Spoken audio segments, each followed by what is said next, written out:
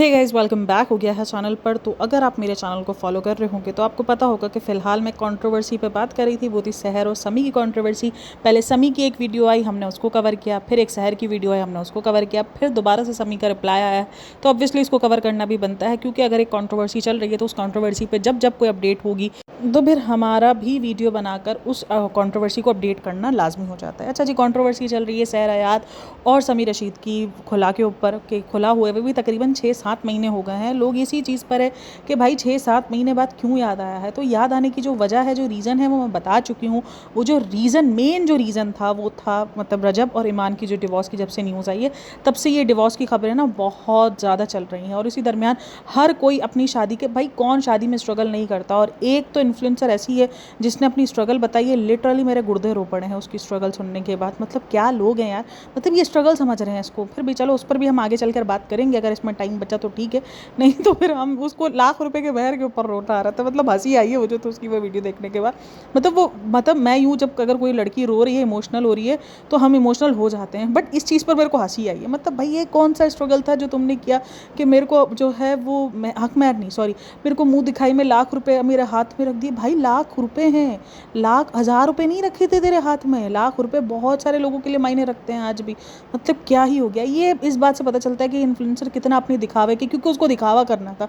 Main जो उसका reason था वो यही था कि लोग क्या बोलेंगे, मैं बाहर जाऊंगी तो मैं क्या मुंह लेकर जाऊंगी। मतलब तुम अपनी शादी की रात जो है इसलिए बर्बाद कर रही हो। तुम जो अपनी शादी वाली मेन रात है जो तुमने, मतलब कितनी ज़्यादा स्ट्रगल के बाद ये सारी जो है, आप एक फेस देखते ही हो शादी के टाइम पर, और आप वो रात इसलिए बर्बाद कर रहे हो, इसलिए उस टाइम पे बैठ के रो रहे हो क्योंकि सुबह आपको लोगों को अपनी मुंह दिखाई दिखानी होगी कि भाई मैं मुंह दिखाई क्या दिखाऊंगी। भाई सिंपल था, तुम जब सब कुछ डिस्कस कर सकते हो, क्या तुम मुंह दिखाई डिस्कस नहीं कर सकते? तुम पूछ लेते कि भाई मुंह दिखाई में क्या बनाया, क्या नहीं किया है। तो अगर वो बोलता कि मैं लाख रुपये कैश देने वाला, तो तुम उसको बोल देते कि भाई तुम कैश नहीं दो, तुम एक काम करो, जाकर कुछ भी लाख रुपये का गोल्ड जाकर बना लो। कुछ भी आता है, कुछ भी आता है, एक पतला सा ब्रेसलेट आता है वो बना लो, कुछ भी आता है लाख रुपए का तुम बना लो और तुम वो मुझे मुंह दिखाई में दे दो। यार तुम तो इतना कमा रही थी ना, तुम दे देती अगर तुमको दुनिया की इतनी फिक्र थी कि भाई ये लो, हम जब इतना सब कुछ कर रहे हैं क्योंकि दुनिया की फिक्र है, हम वो रात भी क्यों खराब करें, ये लो, ये पैसे इसमें ऐड करो और ये जाकर तुम बना लो। जब दूसरे दिन भी तुमने जाकर यही करना था, दूसरे दिन भी तुमने जाकर खुद कंगन बना दे, तुम पहले से ही डिस्कस कर लेती। ऐसा तो नहीं था तुम्हारी अरेंज मैरिज थी जो हमारी माँ और दादियों के ज़माने में होती थी। हमारी माँ के ज़माने में भी नहीं होता होगा, हमारी दादियों के ज़माने में होता था कि उनको दूल्हा जो है उनकी शादी वाली रात पता चलता था कि उनके दूल्हे की शक्ल कैसी है। लिटरली ऐसी भी शादियाँ हुई भी हैं। ये तो एक अलग नमूनी है। फिलहाल हम बात करते हैं समी रशीद की। समी रशीद ने एक वीडियो और बनाई जिसका उसने जवाब दिया सहर हयात के एलिगेशंस का। भाई इतने मासूम क्यों बन गए हो आप अचानक? मतलब इतने मासूम आप हो नहीं, लिटरली नहीं हो। ये जो शुरुआत हुई है, मतलब आपको ये पता है कि आपके ऊपर बात होगी, आपकी बेटी के लिए बहुत ज़्यादा, मतलब आपकी बेटी आपके लिए नफरत रख सकती है इन सारी चीज़ों के लिए, तो एक माँ के लिए ये सेम सारी चीज़ें नहीं हो सकती है। आपसे किसी ने स्टोरी में पूछा कि एक सक्सेसफुल शादी का क्या राज है, अव्वल तो पूछना ही नहीं चाहिए, जो ऑलरेडी जो है वो अभी इस टाइम पर इतनी कंट्रोवर्सी से गुजर रहा हो, तो उससे आप सक्सेसफुल शादी का क्या राज पूछोगे। तो बहरहाल जो है वो उसने पूछा कि सक्सेसफुल शादी का, तो उस पर उसने एक तरीके से सहर हयात के जो है वो पास्ट रहे हैं, हम सबको पता है कि उसके कुछ ऐसे रिलेशंस रहे हैं जो सरेआम रहे हैं, जो पब्लिकली रहे हैं, और वो उसके बाद उसने नाम नहीं लिया सहर हयात का, लेकिन उसने क्या मारा टॉन्ट कि एक शादीशुदा जो सक्सेसफुल जो ज़िंदगी है, मैरिड लाइफ, उसका ये राज है कि आप अपने पास्ट से, जो आपकी ज़िंदगी में लड़के आए हुए हों पास्ट, उससे आगे बढ़कर आप जो है वो मूव ऑन करो, उनको भुला कर। तो क्या ऑडियंस बेवकूफ़ है? क्या ऑडियंस को पता नहीं है कि क्या हुआ है क्या नहीं हुआ? और जब सेम सवाल जो है वो सहर हयात से पूछा गया, मतलब सहर हयात से पूछा गया कि इस दफ़ा आपकी बेटी की बर्थडे के क्या प्लान है, तो उसने ये कहा कि जो उस साल मैं नहीं कर सकी वो इस साल मैं करूँगी। ठीक है, अब यहाँ पर किस बंदे ने किसको जो है वो प्रोवोक किया है वो सबको साफ पता है कि किसने किसका पास्ट लेकर आया। उसके बाद ये हुआ है कि सहर हयात की जो दोस्तें वगैरह हैं या जो भी उसके करीब करीब के लोग हैं, उन्होंने स्टोरीज़ लगाना शुरू कर दी कि बंदा जो है वो बगैरत हो, समी रशीद ना हो, ये ना हो, वो ना हो। तो ये देखो, मैं मानती हूँ कि वो जो स्टोरीज़ थी वो भी ठीक नहीं थी, बट लेकिन शुरुआत कहाँ से हुई? आपकी तरफ से हुई। उसके बाद फिर आप आकर मजलूम बन रहे हो कि ये चीज़ें मेरे लिए, मेरे फैमिली के लिए, मेरे लिए तो ट्रबल है, लेकिन मेरी बेटी क्या सोचेगी बड़ी होकर? तो वो अपनी माँ के बारे में कुछ भी सोचे वो चलेगा। अरे भाई, मतलब मूव ऑन यार, grow up child, grow up. आपको खुद भी अंदाज़ा है कि आप अपने आप को और गिरा रहे हो ये सारी चीज़ें करके। अच्छा, बोलता है कि मैंने किसी की कैरेक्टर एसिनेशन नहीं की। मतलब ये क्या बात हुई? तुम उस इंसान की पूरी धज्जियाँ उड़ाकर तुम कह रहे हो मैंने किसी की कैरेक्टर एसिनेशन नहीं की। तुम अपने जो रिप्लाई है उसमें सबको पता है कि फ़िलहाल जिसके पास्ट जो कि पब्लिकली हैं वो किसके हैं? सहर हयात के हैं। इस बंदे के पास्ट पब्लिकली नहीं थे, इस बंदे का कोई एक रिलेशन भी पब्लिकली नहीं था, क्योंकि कोई इसको इतना कोई खास जानता ही नहीं था। तो इसकी जो प्राइवेट लाइफ थी वो बहुत ज़्यादा प्राइवेट थी, तो ये बात तो सबको पता है, ठीक है। तो जो राज थे वो जो मतलब जो मूव ऑन नहीं हो सका वो कौन नहीं हो सका, वो सहर हयाती नहीं हो सका ना। तुम्हारी सक्सेसफुल शादी इसीलिए नहीं बन सकी क्योंकि वो बंदी अपने जो एक्स है उसको भुलाकर मूव ऑन कर ही नहीं सकी तुम्हारे साथ। तो इतना तो दूध पीता बच्चा कोई नहीं है। मैंने इसको कैरेक्टर एसिनेशन नहीं कहते तो उसको क्या कहते हैं, कोई मुझे ये बता दो। अच्छा जी, बंदा ये कहता है कि ये जो मुझे लगा था मैंने जो वीडियो बनाई है वो एक आखिरी वीडियो होगी और मैंने जो भी हुआ है मेरे साथ मैंने उन सब चीज़ों का बता दिया मुझे, और फिर मुझे एक ऐसे इंसान की तरफ से ये सारे इल्ज़ाम सहने पड़े जिसने मेरे साथ एक अरसा गुजारा। तो आपने भी तो भाई यही किया ना, आपने भी तो एक प्रॉपर वीडियो बनाई, तो ये चीज़ें आपको अपने ऊपर क्यों अप्लाई नहीं कर रहे? आपने भी तो इल्ज़ाम तराशियाँ की ही है ना, आपने भी तो उन सारी चीज़ों का बताया ना। मतलब मैंने ना लोगों के ये लॉजिक्स देखे हैं कि हम तुम्हारे बारे में अगर ए बोल रहे हैं तो तुम भी हमारे बारे में ए ही बोलो, अगर तुम हमारे बारे में बी साथ में जोड़ोगे तो तुम गलत हो। भाई तुम उसको उसके लिए उसके बोलने पर तुम जो है वो नहीं काबू कर सकते कि तुम इतना ही बोलोगे, उसका फिर जितना दिल चाहेगा वो फिर बोलेगा। तो फिर बात सारी यही है कि मेरे ऊपर जो है मुझे इतना हेट पड़वाया गया, उस बंदे ने तो हेट किया ही किया, मुझे दूसरों से भी, तो क्या तुम्हारी बातों से उसको हेट नहीं पड़ा होगा? कम तो कम, लेकिन पढ़ा तो उसको भी हेट होगा।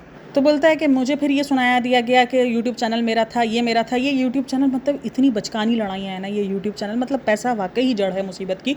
ये इन सारे लोगों से पता चलता है यूट्यूब चैनल और ये चीज़ वो चीज़ कि ये मेरा था वो मेरा था। आप सबको मतलब इस बंदे का अलग ही किस्म का एटीट्यूड है। कोई इसको बताओ कि सहर हयात इससे ज़्यादा फेमस थी, भले वो टिकटॉकर थी, वो कुछ भी थी, लेकिन इस बंदे को फेमस जो मिला वो उसकी सहर हयात की वजह से ही मिला। आपने हमको एज अ कपल पसंद किया नहीं, एज अ कपल हमने आपको बाद में पसंद किया। पहले लोगों ने सहर हयात को पसंद किया तो ही फिर लोगों ने सहर हयात को एज अ कपल। एक होता है जैसे रजब भट्ट का ये सीन था कि रजब भट्ट को वाकई लोगों ने, कितने सारे लोगों ने ईमान के साथ देखा, तो वो समझ में आता भी है कि हाँ यार उसको ईमान के बाद जाना पहचाना गया।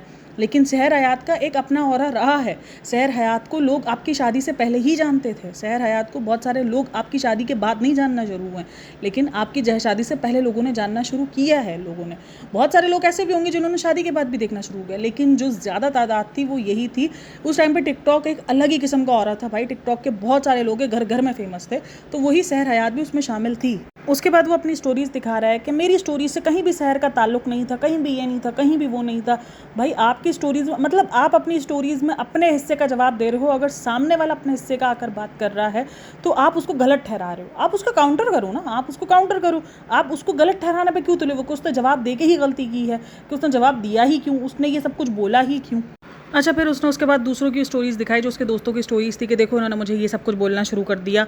तो आपका कहना ये था कि मैंने इनडायरेक्ट वे में बोला तो लोग भी मुझे इनडायरेक्ट वे में ही रिप्लाई करें, अगर डायरेक्टली आकर मेरा नाम लेकर रिप्लाई करेंगे तो वो गलत है।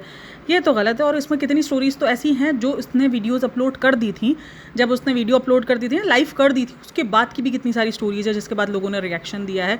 तो ये सब कुछ हुआ। उसके बाद फिर बोला कि अगर आप वो लाइव भी जाके देखो तो मेरी माँ को उछाला गया, ये किया गया, वो किया गया, और आपने भी तो किसी की माँ का मतलब आपने ना सब इनडायरेक्ट वे में किया। आपने उसकी माँ का नाम नहीं लिया। आपने क्या कहा, उसके घर की एक औरत है जो उसकी बहनें नहीं है। अब बहनें नहीं है तो औरत में कौन बची, माँ बची।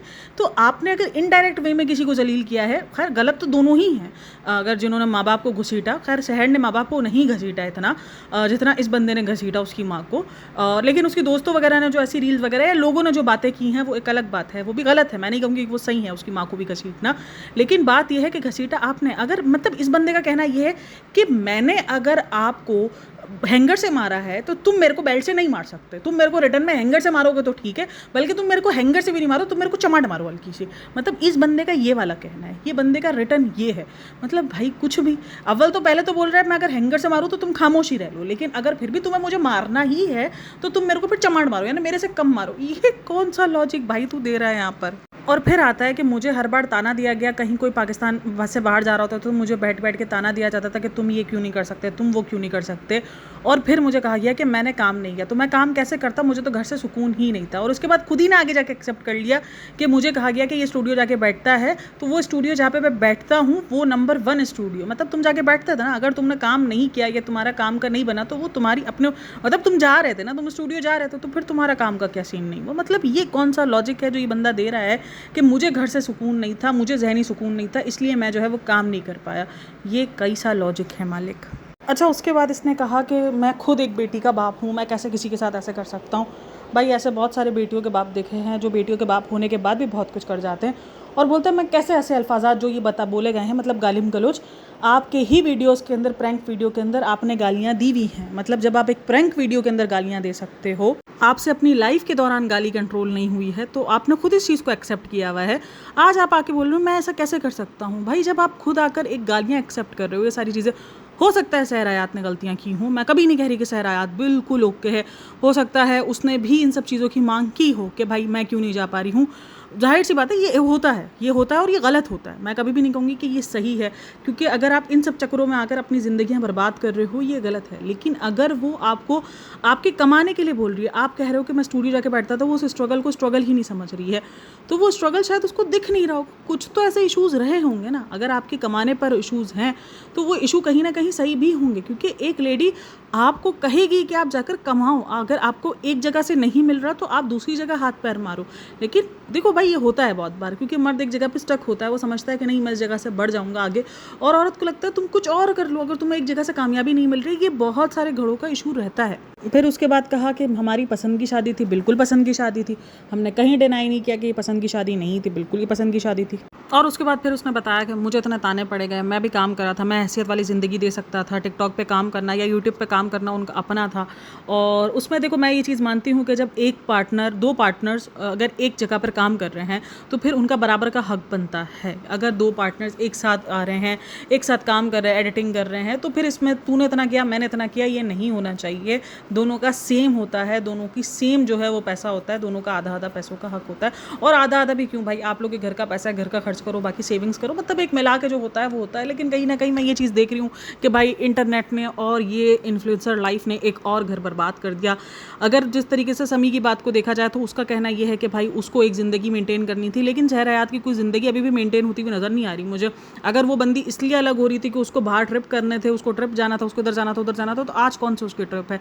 तो ये बात अगर मैं देख रही हूँ तो वो चीज़ तो मुझे नज़र आ रही है, तो मुझे बड़ा अजीब लग रहा है। यानी ठीक है कि हो सकता है सहर की गलती होंगी बहुत सारी चीज़ों में, हो सकता है सहर, क्योंकि एज ए इन्फ्लुएंसर आप बहुत सारी चीज़ों में ना एक रेस में दौड़ रहे हो, तो कि ये कर रहा है, आजकल मार्केट में ये चल रहा है, वो चल रहा है, तो ये एक रेस चल रही होती है इन्फ्लुएंसर के दरमियान। तो मैं इस चीज़ से डिसएग्री नहीं करूँगी सहर समी की कि ये एक रेस में ना हो। पॉसिबल है कि वो एक रेस में हो कि भाई देखो इसके इसमें ये चल रहा है, इसमें ये चल रहा है, क्योंकि अगर आप एक इन्फ्लुएंसर बने हुए हो, अगर आप एक फेमस पर्सनैलिटी बने हुए हो, तो आपको अपनी लाइफस्टाइल बहुत हद तक मेंटेन करके रखनी पड़ती ही है। चाहे फिर आप उसके लिए कर्जे ले रहे हो, चाहे आप उसके लिए अपनी ज़िंदगी बर्बाद कर रहे हो, लेकिन ये हकीकत है।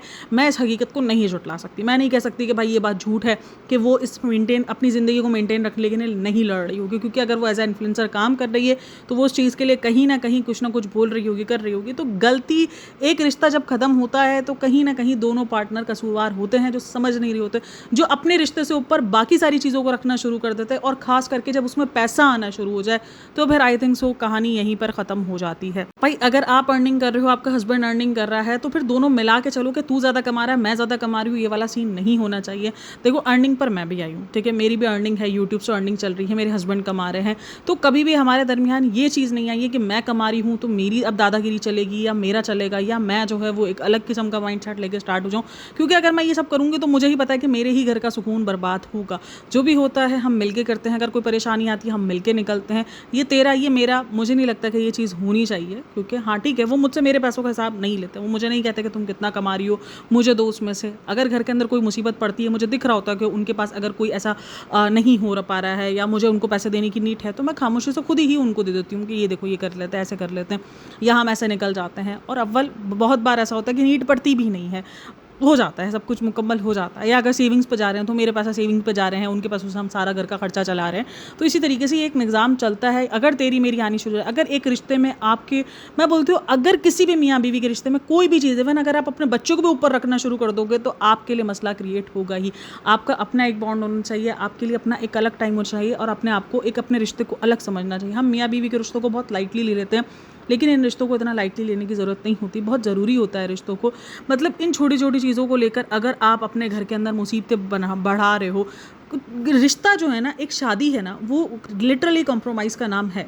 आपको हर एक जगह पर समझना पड़ता है, हर एक जगह पर आपको अपनी सोच, अपनी सारी चीज़ों पर जो है वो सोचना पड़ता है। मतलब ये ज़िंदगी इतना लाओ-बाली वाला नाम नहीं है कि आप लाओ-बाली में कुछ भी करते जाओ, वो वाला सीन नहीं है। आपको बहुत कुछ समझना पड़ता है, दोनों साइड से सैक्रिफाइसेस होते हैं, दोनों साइड से कॉम्प्रोमाइज़ होते हैं, बट हकीकत थोड़ा-सा यहाँ पर है डिफरेंट कि एक औरत की तरफ से ज़्यादा ही कॉम्प्रोमाइज़ हो रहा होता है। बट बहरहाल फिर भी बहुत सारी चीज़ें होती हैं। एक शादी में सबसे ऊपर आपकी शादी होनी चाहिए, आपका रिश्ता होना चाहिए, ना कि आपके लिए पैसा होना चाहिए, इन्फ्लुएंसर आपकी पहचान होनी चाहिए कि मुझे ये लाइफस्टाइल मेंटेन करना है। बहरहाल ये सारी चीज़ों में क्या हुआ है, एक बच्ची ने अपना बाप खो दिया है, ऑब्वियसली उसके लिए अब ये बंदा बोल रहा है कि मैं अब लीगल जाऊँगा। तो अगर तुम्हें पहले हो रहा था कि तुम्हारी बच्ची को उन सारी चीज़ों से नहीं गुजरना, तो क्या अब वो ये कोर्ट कचहरी से नहीं गुजरेगी? क्या अब उसको ट्रॉमा नहीं होगा? तुम अब अगर अपनी ज़िद में उसको जा रहे हो, तो मतलब कोई भी नहीं सोच रहा ना एक बच्ची को लेकर, मतलब क्या है, क्या चल रहा है ये। और मैं इन्फ्लुएंसर्स को ऐसे देखो, आपके सामने इतने सारे कपल्स मिल जाएंगे जो अपने रिश्तों को लेकर मतलब समझने को रेडी ही नहीं है। यार एक रिश्ते में मुझे लगता है देना ही पड़ता है टाइम आपको, चाहे वो पसंद की शादी हो, चाहे वो अरेंज मैरिज हो, कुछ भी हो, आपको एक शादी में टाइम देना ही पड़ता है, वरना अदरवाइज़ यही रास्ते निकलते हैं फिर। और एक शादी में अलग हो जाने के बाद बहुत कम लोग होते हैं जो दूसरे पार्टनर को सही कह रहे होते हैं, या ये कह रहे होते हैं कि बस ठीक है, जो होना था वो हो गया। इसी तरीके से कीचड़ एक दूसरे पर उछाला जाता है।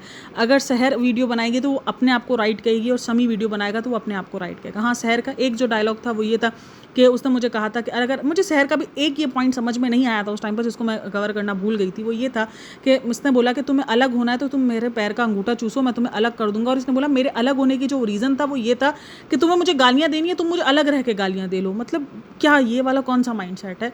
खैर बेहतर अल्लाह ताला जानता है कि कौन सही है कौन गलत है। हमारे सामने ये दोनों पॉइंट ऑफ व्यू हैं, हम दोनों पॉइंट ऑफ व्यू को लेकर, भाई हम ऑडियंस है, हमें वाकई नहीं समझ में आता कि कौन सही है कौन गलत है। हाँ, लेकिन अगर आप उसका कमेंट सेक्शन उठाओगे तो वहाँ पर वो बंदा बहुत ज़्यादा कमेंट सेक्शन के अंदर भी जलीलो ख्वार हो रहा है। आप देखो तो लिखे जा रहे हैं, भाई आपको पॉजिटिव कमेंट्स आएंगे लेकिन आप इसको इग्नोर कर देना। मतलब ऐसे ऐसे लोग मतलब कहाँ से अपना सेंस ऑफ ह्यूमर लेकर आते हैं, ऐसे ऐसे कमेंट्स कर रहे हैं। तो खैर ये सारी चीज़ें चल ही रही हैं। ऑडियंस ने बहुत कुछ, किसी को मतलब बहुत कम लोगों को समी ठीक लग रहा है, ज़्यादातर लोगों को सहर ही ठीक लग रही है। बट बेहतर अल्लाह ताला ही जानता है। लेकिन मैं अगर मुझसे कोई मेरी राय पूछेगा तो मुझे ऐसा ही लगेगा कि एक रिश्ता दोनों से ही ख़राब होता है। अगर 70% गलत समी है तो 30% गलती सहर की भी होगी। मतलब हमारे इधर ना एक चीज़ है, हमारे इधर वुमेंस को बहुत जल्दी इल्ज़ाम भी ठहरा दिया जाता है और बहुत जल्दी यकीन भी कर लिया जाता है, ठीक है ना। ये चीज़ें भी हैं, बहुत सारे लोग वुमेंस के कार्ड, मतलब वो वुमेन कार्ड जिसको बोलते हैं, उस पर भी आ जाते हैं। बहरहाल ये सारी चीज़ें चलेंगी, लेकिन ये पूरी की पूरी है जिसके अंदर मुझे समी की बातें ज़्यादा गोल मोल लग रही हैं। मतलब अजीब किस्म की बातें कर रहा है वो, अजीब ही किस्म का उसका चल रहा है। जो लॉजिक्स हैं उसने जो दिए हैं वो एक अलग है। और खैर सहर का जिस तरीके से इमोशंस रहा है, जिस तरीके से मतलब अगर वो कह रहा है कि कंट्रोवर्सी वहाँ से स्टार्ट हुई है, तो वहाँ से ज़्यादा जो स्टार्ट हुई है वो आपने स्टार्ट की भयंकर तरीके से। आपके पास ऑप्शन था, आप इग्नोर कर सकते थे, लेकिन आपने इग्नोर करने के बजाय आपने जो है वो उन सब चीज़ों का, और अगर आपको रिप्लाई करना भी था तो आप उनके दोस्तों को रिप्लाई करते, जिन्होंने अव्वल तो उन दोस्तों का भी हक नहीं बनता कि उन्होंने जिस तरीके की कमेंटबाजियाँ की हैं, आपको भी नहीं करनी चाहिए थी। लेकिन खैर स्टार्ट अगर देखो तो समी की तरफ से हुआ है। जब आपने इनडायरेक्ट वे में स्टार्ट किया और आप पर डायरेक्ट आ रहा है, वो आपसे बर्दाश्त नहीं हुआ, फिर आपने आकर खुल के बोल दिया। शायद आप यही मौका तलाश रहे थे। बहरहाल ये सारी चीज़ें चलती नहीं है कि 1 साल तक मैं खामोश रहा। भाई 1 साल में भी आपने बहुत कुछ ऐसे टॉन्ट में भी बोला है, बहुत कुछ बार बोला है, आपके गाने बहुत कुछ बोल रहे थे, तो सबको ऑडियंस को समझ आ रहा था, बट ऑडियंस इग्नोर कर रही थी कि हाँ ठीक है। और आपको भी लग रहा था कि ऑडियंस इग्नोर कर रही है, कैसे ऑडियंस समझ नहीं पा रही उन हिंट्स को। तो आप लोग का क्या कहना है? आप लोग इन सारी चीज़ों में क्या समझ रहे हो, क्या कर रहे हो? बहरहाल होता है, देखो बहुत सारी जगहों पे ऐसा भी होता है कि सिर्फ एक ही इंसान बहुत ज़्यादा गलत होता है, लेकिन ज़्यादातर रिलेशंस में दोनों पार्टनर ही अपने रिश्ते को, मतलब अपने रिश्ते को दोनों ही नहीं समझ पा रहे होते, दोनों को ही अंडरस्टैंड नहीं हो पा रहा होता कि ये रिश्ता बहुत ज़्यादा ज़रूरी है। खैर अपना बहुत सारा ख्याल रखो। बाकी आप लोग की क्या राय है मुझे लाजमी बताना। अपना बहुत सारा ख्याल रखना। मिलता है नेक्स्ट वीडियो में, तब तक के लिए टेक केयर, बाय बाय, अल्लाह हाफ़िज़।